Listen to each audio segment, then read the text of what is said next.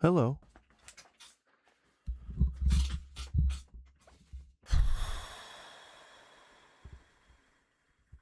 I might get pretty pissed off during this one. Hey guys, welcome back to the Clip channel. This is me, Goose, here, right in front of you. And this is your first time here, welcome, my den of VHS. At some point on the other channel, Goose's Crackpot Theories, you'll get to hear me talk about some of these movies. So go over there and subscribe, won't you? And if after this you enjoy the commentary that you heard, I would encourage you to subscribe to this channel as well. Help the community grow. Growing more and more every day. There's more and more people getting behind the Goose Coalition. I don't know why I'm talking like a Texasman, but you know, it's sometimes it's appealing to be able to hit a nice southern timber. Boy, there's a lot of channels out there with a lot of like cooking professionals who try to put themselves out there like they are doing something new and innovative and following the life of a private chef. Now, some of the videos we're going to talk about today are, I would consider them bonus videos because I won't have a lot to say necessarily about them, but main theme here seems to be private chef today. We're going to learn the day in the life of a private chef is like. And just for some background context, I was a chef for a very long time and I had my highs and lows. I learned a bit. I forgot a lot of stuff that I've learned. I've owned businesses, I've sold businesses, etc., etc., etc. There are a lot of different ways to be a good chef. There are a lot of good chefs out there, a lot of bad chefs. I would say the majority of them are probably bad chefs. Industry attracts people that like to scam people just as much as it attracts people who want to be skilled professionals. And just doing my little part here to call out and root out some of the people that I think might be playing a little sinister of a game of food and nourishment. With that being said, let's get into the first cooking video. All right, so before I play this first one, I want to say that this one is more of a public service announcement to you guys than really anything. It perpetuates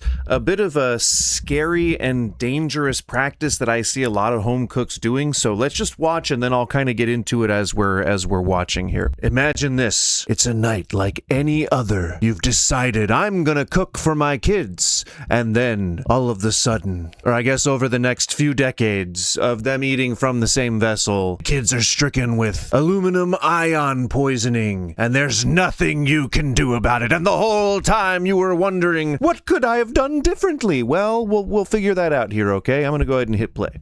She ain't stuck on the past, So, I mean, right off the bat, I kind of have to just disagree with everything that's happening here. I cannot imagine why you would buy some of that crescent dough or some of that biscuit dough or whatever from the Pillsbury Doughboy, but you don't really need to cut it. If you're going to cut it up, you're essentially making is dumplings. And all you really got to do to make dumplings is just mix some flour and water together. You don't need to go through this trouble. It takes maybe a half an hour to 45 minutes to make the dough, and then you just got to let it rest for a little bit. Cut it up exactly like she's cutting it up there, and you've got delicious homemade dumplings. I just don't see the need for this. I don't see the need to waste the money when you could pay an entire, like a third of what you're paying for the biscuit dough just to mix flour and some water. I don't get it, but no, perhaps it is a thing that a lot of home cooks just don't know yet, I guess.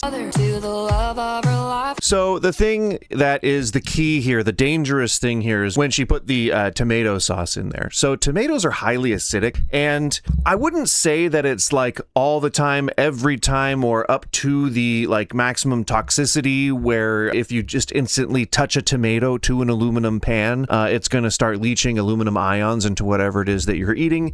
The problem, however, is when you apply heat to it. So if you're using, quite a bit of tomatoes, like a tomato sauce, and then you're putting that in the oven like a casserole to all cook together, that presents a very real risk of leaching aluminum ions into whatever it is that you're eating, and that can be harmful over time. It's the same thing as carcinogens, though. Like, burning things and anything that has like carbonation, like carbonized surface, like if it's burnt or if it's like browned or whatever, that can potentially increase the intake of your carcinogens. But carcinogens, it really would take like lots and lots and lots and lots and lots to hit a saturation point in order for that to happen. But it's like, instead of additive, it's cumulative. So it's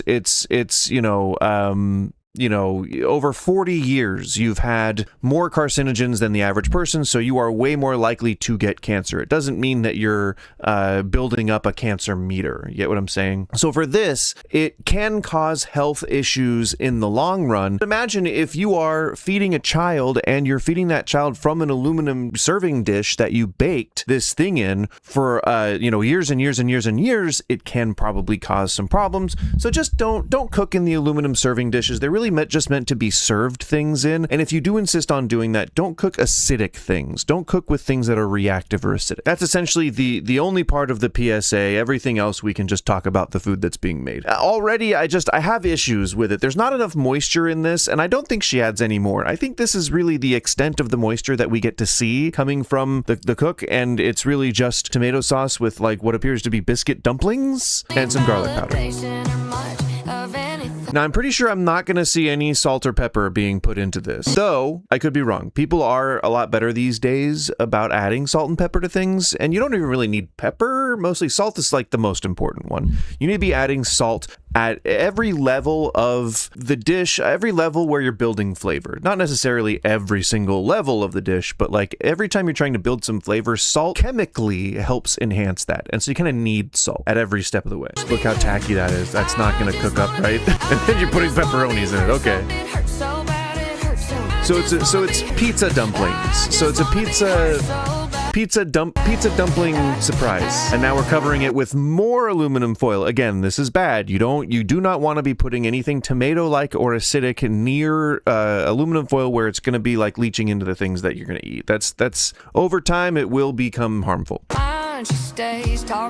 Now that doesn't look terrible. I used to eat stuff, you know, I grew up a little bit of white trash. Let me just give you a little example of exactly how white trash I was so you know that I can use that term and it won't be hateful. When I was younger, when I was growing up, I grew up in a gated apartment community. It was not gated to keep people out, I can tell you that much. My best friend lived in a trailer. His name was Roy. We both had rat tails, and we had competitions to see how long we could grow our rat tails, and mine was braided. I think the longest it got was, 8 inches. It was a very long rat tail, and there you go. I had another friend with a hair lip. His name was Joseph, and we used to watch Power Rangers together. That being said, in terms of the food that we're seeing here, now it doesn't look super shitty. It looks like something that I would absolutely eat after a bender at 3 a.m. in the morning, like just kind of like really like like sitting on the floor in my kitchen, like this was all I had the prescience to make. I would absolutely be enjoying something like this. I'm a big pizza fan. I think, you know, we're kind of going pizza adjacent here, which is absolutely right up my alley. So for cooking in the aluminum pan, I would say 0 out of 10, but overall we can say 5 out of 10 because that looks pretty tasty. It is a little pedestrian. That's definitely not what a chef would cook, but she's not saying she's a chef. She's not saying she's a chef. She's just saying she's cooking for her children. So that's totally fine and understandable. We aren't going to criticize for that. Let's move on to el next video. Is that the right word? All right, so after that PSA now, we have the first of many, and what I'm going to be doing kind of in my head while I'm watching this is I'm going to be playing a game, Is It a Scam, in my head. And I know that that's such a harsh word, scam, and if you don't know that this is a phenomenon, then this will be the first that you're hearing of it. But I've been browsing TikTok cooking videos for quite some time now, and I've found kind of a consistent thread of these channels or users or whatever they're called on TikTok. I've been finding these channels where it's people who are seemingly, and I don't want to be super accusatory here, but I know what I see, seemingly pretending to be private chefs. And just to give a primer on what a private chef is, if you're not familiar, a private chef is somebody who is essentially a restaurant chef who cooks for people on a more intimate basis in their homes, typically. Sometimes it can be at a venue, sometimes it can be at a different person's home, sometimes it can be, you know, just meal prep and you're delivering it to somebody. But private chefs do all kinds of different things, and they handle all kinds of different disciplines, and it's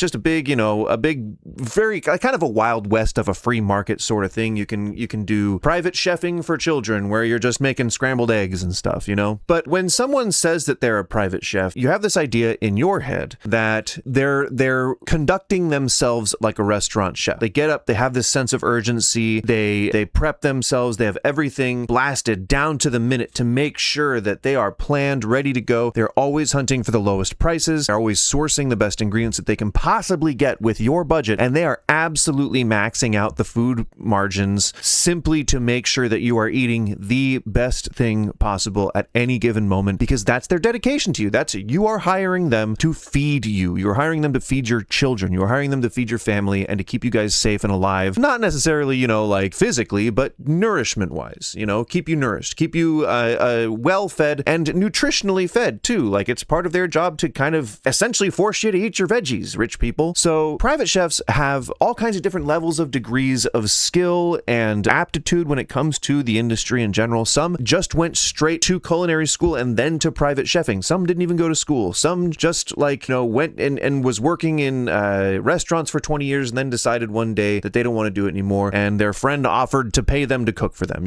Some people just fall into it. There's all kinds of reasons people become private chefs, but this also means that in a niche of an industry which is rife with corruption and favoritism and lack of oversight, there's room for a lot of further, shall we say, less scrupulous people to try and make a quick buck, say through TikTok affiliate links, selling courses or selling recipes. In comes these channels. There's a lot of them, and there's quite a few who make AI scripts and then they kind of do rough sort of choppy chop prep work that makes it look like that's what they're doing. And we're going to see someone who does something like that. And I'm not sure, I haven't pre-watched these fully, but I've kind of skimmed them and seen sort of what I think are red flags. And so let's see if we can spot the same red flags together. Me as an educated and storied chef, you as a random person browsing TikTok or YouTube happening to have found my channel and my videos. Well, join me, won't you? So the caption here is how to make roasted garlic bucatini Alfredo like a private chef. Now, presuming as the viewer, this is a private chef. Nothing much to go on here. Let's keep watching. Bucatini Alfredo like a private chef. And if you're curious, bucatini is a thick spaghetti with a hollow center, so I think it's perfect for sauces like this. I kind of describe it as a hollow udon. Udon is a buckwheat pasta, so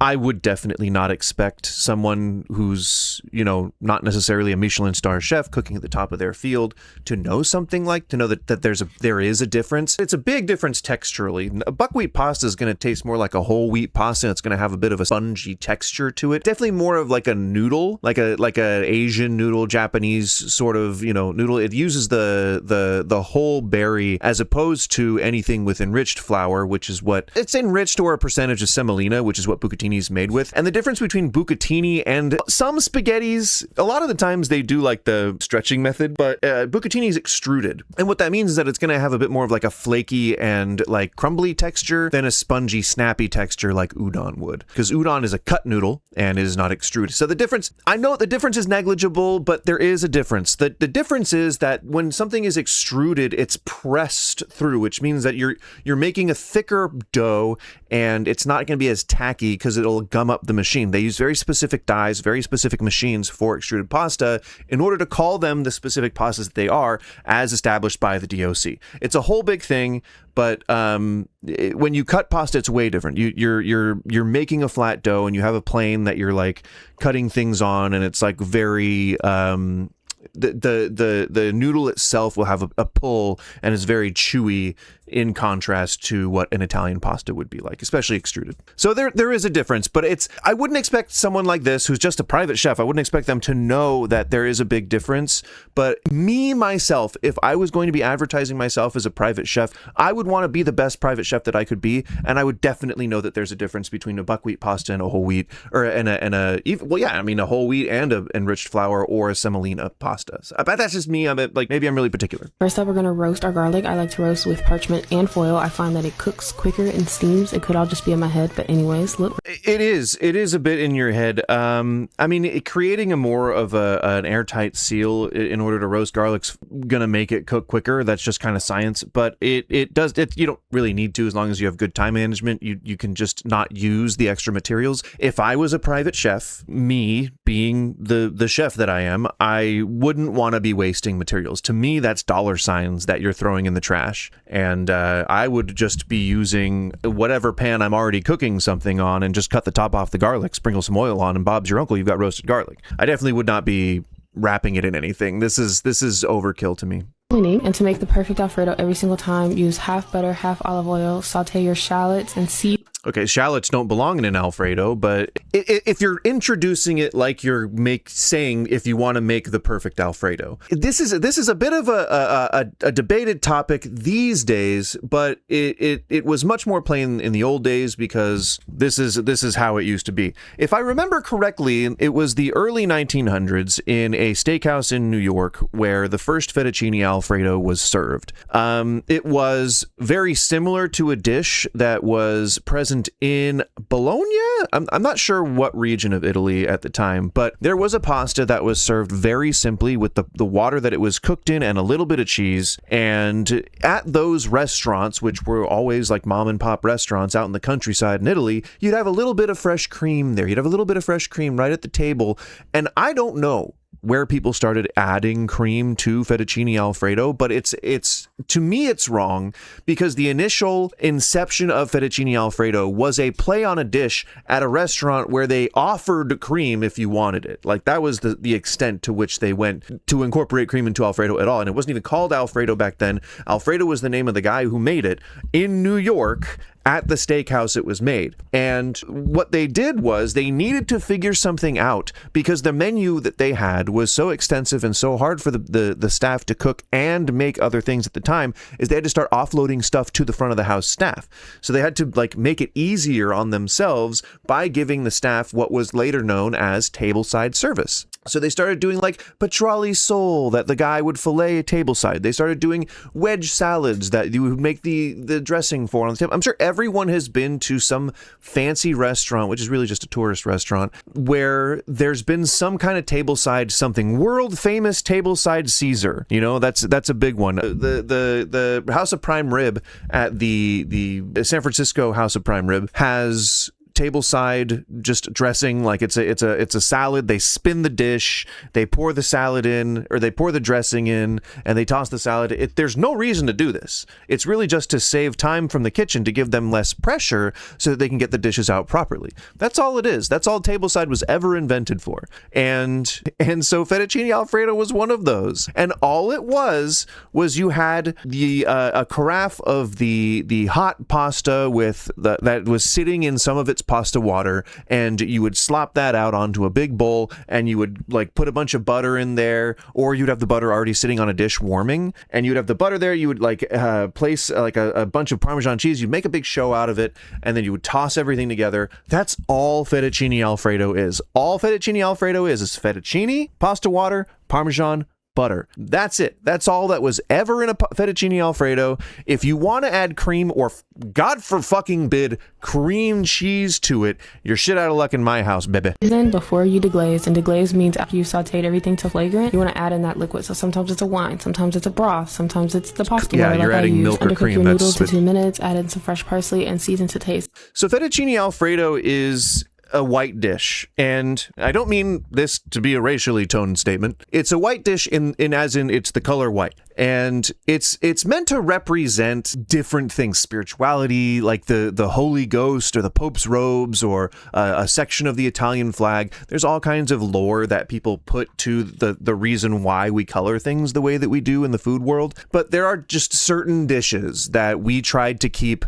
pure of color, and those were things like estofado, blanquette du veau, and fettuccine Alfredo as one of them. So it's supposed to be a white dish. It's supposed to be simply using the colors that were intended for it, and it's supposed to be a stark contrasting component on a dish, which I believe is more the reason why we do it. And you can make it any freaking way that you want. You can use cream if you want. You can use cream cheese if you want. You can use parsley. You can use whatever you want. I don't care, but you should start calling it something different. It's not technically fettuccine Alfredo at that point. I've gone back and forth over the years as far as how my food fascism is toned and how extreme it gets when I get upset about my favorite dishes being bastardized. But at this point in time, it's really that you can do whatever you want, but just try to use a different name for it. Just say I made fettuccine, like it's like a fettuccine Alfredo, but it's got a mushroom, base to it. It's a mushroom cream sauce as opposed to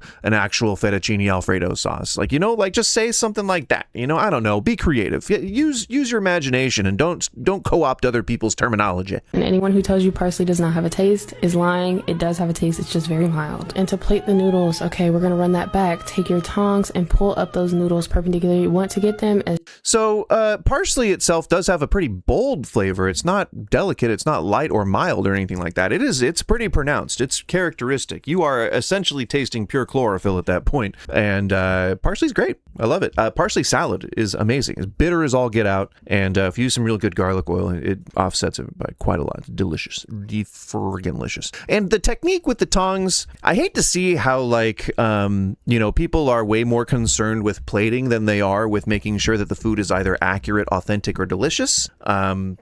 I can't assume that she didn't use seasoning, but in all of these recipe quote unquote videos, I never get to see anyone seasoning with salt or pepper, and I really wish I did, because that is an essential part of it, and it's an oft forgotten part of it. So it would be great to see that. Straight as you possibly can, but it's okay if it's not perfect. Take a wide spatula and just keep twisting against that spatula until you have it on the chicken and in the perfect position.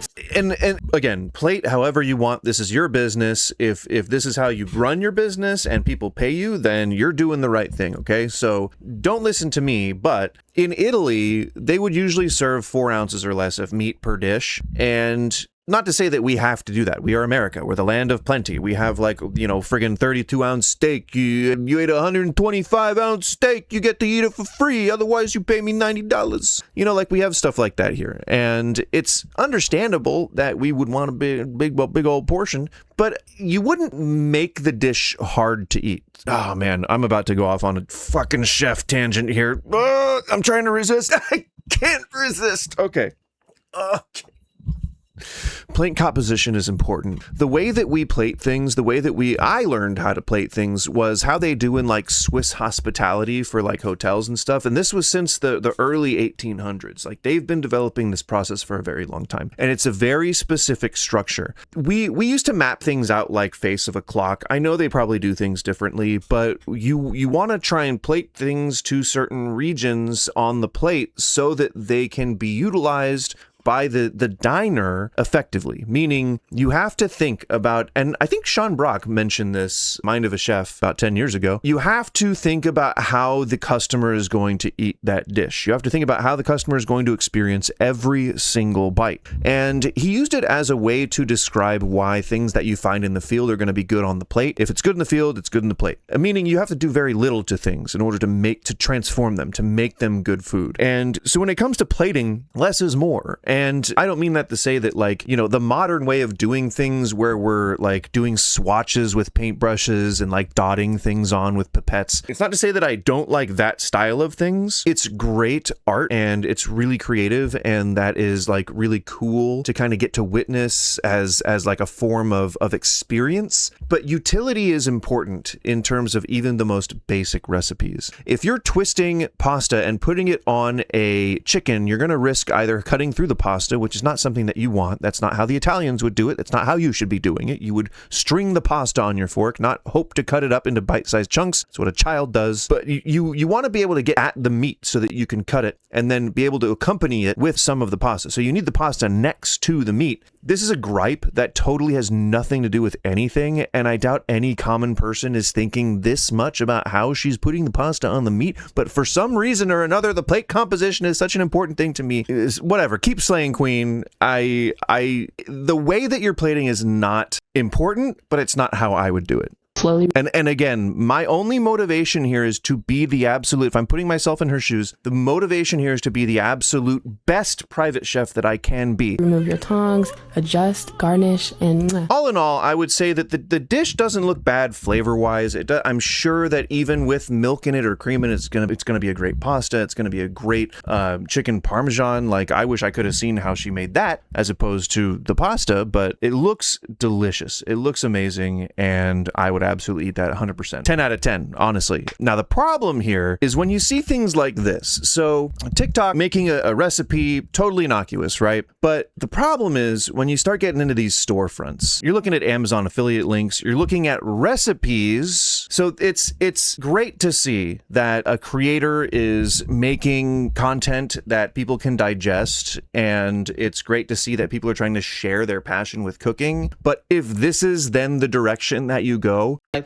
Part 31. all right, for our final video today, as you can see, already there's a red flag here in the caption. 2-person private dinner starts at $600. What I'm seeing on the screen right here looks like mac and fucking cheese. So I'm hoping there's more, but I guess we'll see. Also, I got a note, and I don't know if you can see that in the clip there, but I got a note that anyone who has executive chef emblazoned on their chef jacket doesn't deserve to be cooking professionally. That is just a huge ego thing. That's so stupid. It's not a sign of prestige. It's a sign that you need people to know that you're a chef. It's like the same thing with like vegans, you know? Oh, hey, did you know that I'm vegan? Literally nobody asked. Who are you? How did you get in here? No. This ain't your regular. Part 31 of what it's like to be a private chef. Today I did a 2-person in-home Part 31. It was my client. Can you imagine 31 of these? Imagine if she got a dinner each one. 31? Woo, that's quite a chunk of change. Client's 5-year anniversary. This is just some chicken breast that I'm prepping the day before because we got buffalo. All right, already I've seen a metric ton of cheese, which doesn't bode well for my bowels, but let's continue on. Buffalo chicken egg rolls on the menu.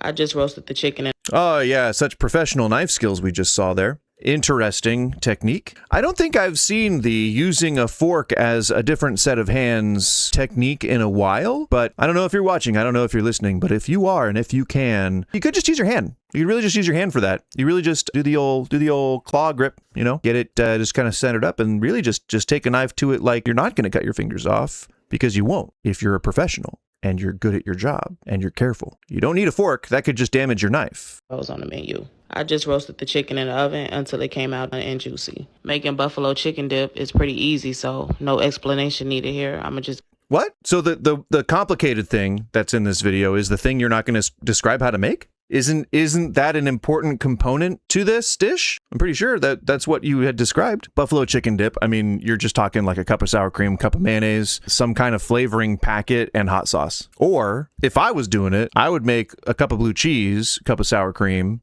blue cheese dressing, I mean. Cup of blue cheese, cup of sour cream, and then I would put hot sauce in it. That'd be fucking good. That would be a good buffalo chicken dip. Get into showing y'all how I rolled up the egg rolls. Now, I'm not the best egg roll roller, but I do like my egg rolls. No, you're not. They look like they are wrapped individually, like she put them in sandwich bags. You just use a little water to adhere the flap to the egg roll, but you have to roll them tight. That's the whole thing about egg roll wrappers. I don't think those are wonton wrappers. I think whatever. The point is, you really have to roll them tight. You cannot skimp on them, and when you fry them, I hope she's not going to fry them because they're going to explode and just burst and leak and be full of oil. It's going to be gross. Do like my egg rolls to be plump and juicy. Then I put they're going to be juicy, but it's going to be mostly oil. those into the freezer. Now these chicken thighs is for my honey sesame chicken that the client requested. Chicken thighs up into bite-sized pieces off camera. I hit it with a little salt. You know how I'm doing my recipes, but I'm just not going to describe anything. Hey, guess what? I've got those recipes for sale on my fucking website. That can be found in my ebook that you can get There you at go. uniqueeats.net. There you go. Thank y'all for supporting me on that. Selling a book. I'm selling a compendium of just a retelling of Betty fucking Crocker's recipes, but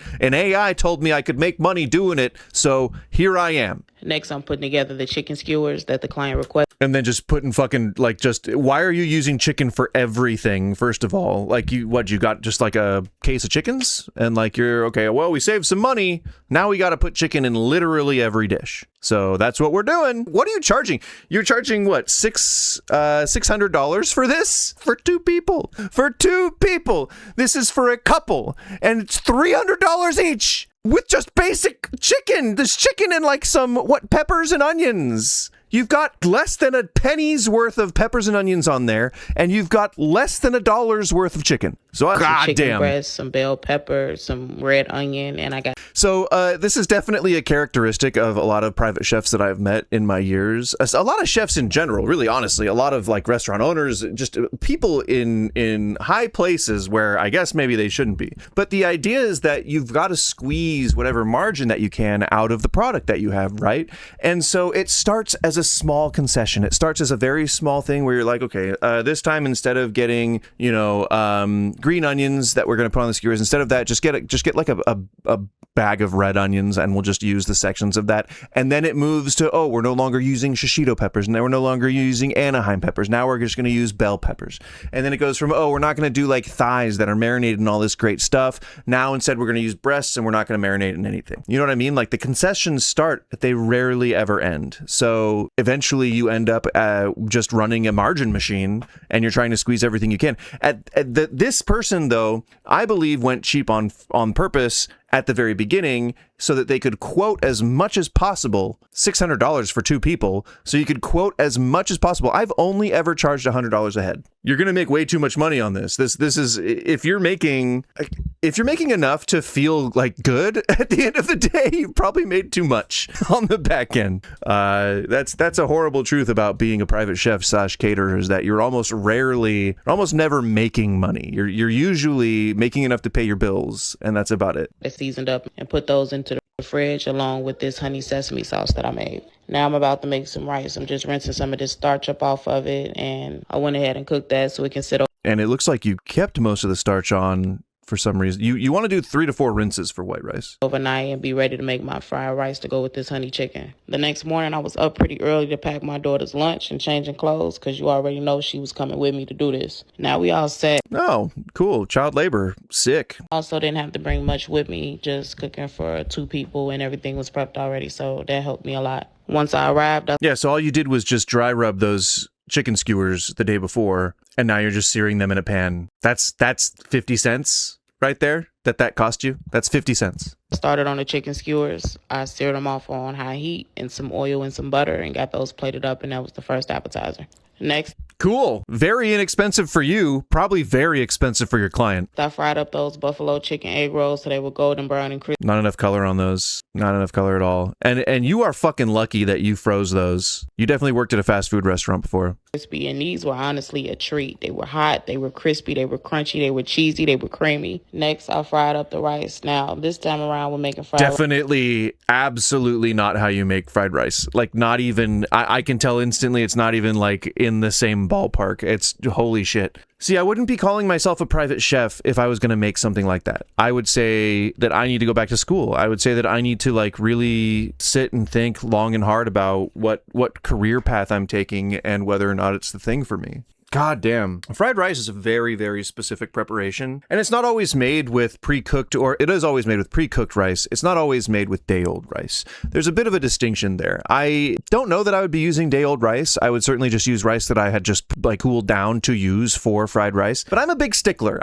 Some people use rice up to a day-old. It's fine. It's for a home cook, it's fine. For a private chef, it's okay. For me personally, because I'd want to be the best private chef I could be, I wouldn't do it. I would make rice specifically for fried rice, and I would leave it sitting only long enough to cool down, because it's kind of the potato effect, right? You're letting all the molecules settle down, you're letting the starches redistribute, become less elastic, and you're just letting it rest. Same policy that you would use for double frying fries. And that's what makes you get like that crispy, surface, and it gives you the crispy like crust, and like it's good. It gives you color on everything. I'm hoping that I'm going to see some more accurate fried rice technique after this, but you need to get your pan screaming fucking hot. You really need to it's one of those things where you should have a wok. You should absolutely be using a wok station, which you're talking about the difference in hundreds of thousands of BTUs as opposed to tens of thousands. So you need a wok. You need that the way that it's the convex nature of it circulates the heat back in on itself. You need that, the breath of the dragon. You need it. Rice, I tried to get it as dark as I could. I added the bean sprouts and onions only. Then I fried. So you did it wrong. And instead of being a chef and going back and making it right, you decided to just serve that. You added some fucking bean sprout. You made it look more pathetic and sad than it already did. And the fucking bean sprouts go in first. All your fucking aromatics and your veggies go into the wok first to get nice and fragrant and flavor the oil. And then the rice goes in. And then you beat the fuck out of the rice, get a good color on it. And by that point, the pan is even screaming hotter than it was before you ever put anything in it. And then you dump it out. Then you got the egg in there, bada bing, bada boom. Actually, people even do the egg first. That's how quick fried rice is. It doesn't just sit on a stovetop while you're trying to get as much color on it as possible. If you realize you did something wrong, you don't fucking serve it. This how it came out after I got it sauced up, and this was delicious out of everything. So you made Panda Express. Cool. This was the client's favorite. They told me that I can't believe you're selling a fucking book. I cannot believe you're selling a book. I gotta see, what's your website look like? Bookings. Well, she's got bookings. Fucking dystopian. All right, private chef, culinary expert, educator, and inspiration. This chef was featured on Tamron Hall, no fucking idea what that is, Daytime Chicago News, okay, and has 500k followers on Instagram and 900k followers on TikTok. As if the number of followers you have is somehow a metric of your skill. That's absolute fuckery. I cannot believe that anyone would accept that as a metric. You've got an ebook,